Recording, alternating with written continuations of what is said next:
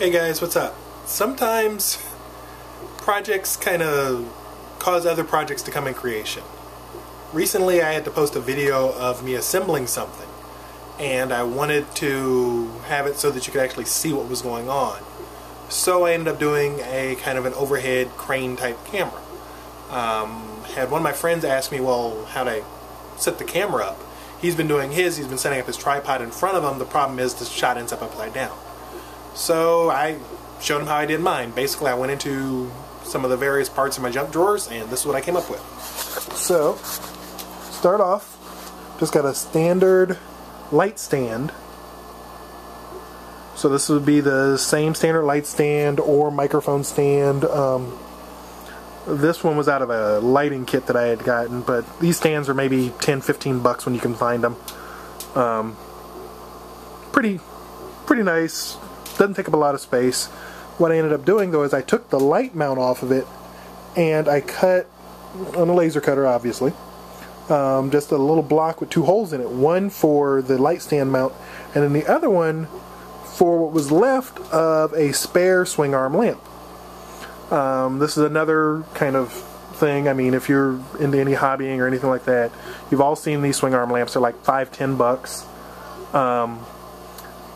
Great collection of parts. The downside is they don't last. The units themselves, I mean, let's face it, it's a cheap lamp. But the actual bracket for it is pretty good. So what I did, I'll show you, it's mounted in here, and it still swivels and everything else. And I bring it down, and then on the top, where the lamp used to be, I removed the lamp part, put out all the wiring, and I got one of the mini tripods, just so I could get the little ball head part. You can buy a standalone ball head for like $3 if you find them online. I think that's the cheapest I've seen them. For something like this though, what I ended up using is I have a bunch, and I do mean a bunch, of those little cheapy mini tripods. So dismantled one of those and made some brackets. This one was actually, I think this was a leftover part from like the GoPro bracket kit. Came with a bunch of other stuff, so that was another digging in the junk drawer. And then I was able to mount my camera on it. So now I've got my camera mounted on it, and it's got a nice, I mean, I can actually see, so you're actually looking through what the camera sees, if it'll ever come back. And let's see if we can wake the camera back up. There we go. But you can see that it sees, it's looking right over my shoulder. It's nice. If I'm sitting there, you see down over the top of it, so it makes it a little bit easier. The camera does move a little bit, and you can probably see it in this, that it wobbles every once in a while. But the camera itself does have image stabilization, so it actually blocks most of that stuff out, which is pretty nice. So that's really it. Just a kind of a quickie.